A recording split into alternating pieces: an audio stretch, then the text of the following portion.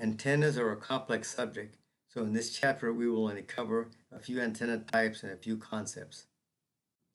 The distance the signal travels depends on how high the transmitting antenna is above the ground. If the transmitting antenna is 1,000 feet above the ground, but the receiving antenna is on the ground, then the signal will travel as shown with the formula, about 44.7 miles. If the receiving antenna is raised 30 feet above the ground, then the formula is modified as shown, and then of course the signal will travel a longer distance. Notice that both antennas must have the same polarity, that is, either horizontal or vertical.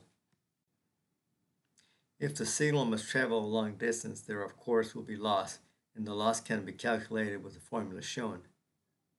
If a 50 megahertz signal must travel up to a satellite, the loss is calculated and we can see it's 146 decibel, which is a very huge loss. If we repeat the calculation, but this time at 500 megahertz, we see that the higher the frequency, the greater the loss.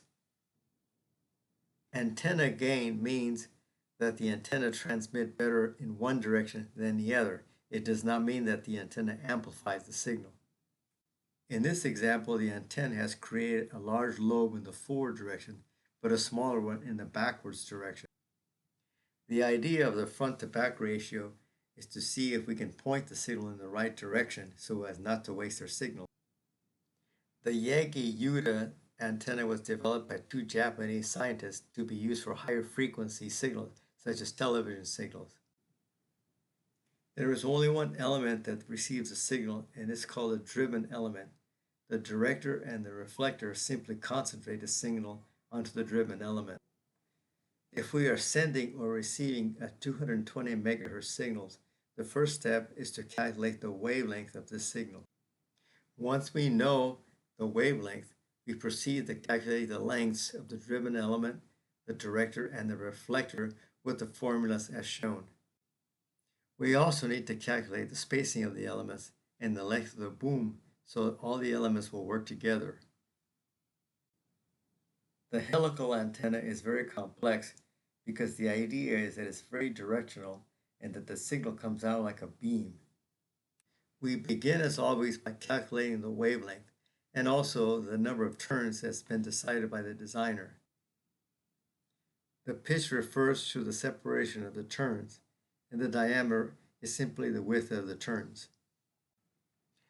The length depends on the number of turns and the pitch of the turns, and you can see it's really a big number. The formula for gain is very complex, and it shows that the gain is very high, which means that the signal is very directional. The formula for beam width is also very complex, and it shows that the beam width is very narrow, almost like a beam of light. The helical antenna is circular polarized, which means that it can receive signals from antennas that are either horizontal or vertical. The dish antenna has the highest gain and the narrowest beam width. If we are operating at 200 megahertz, we begin by calculating the wavelength.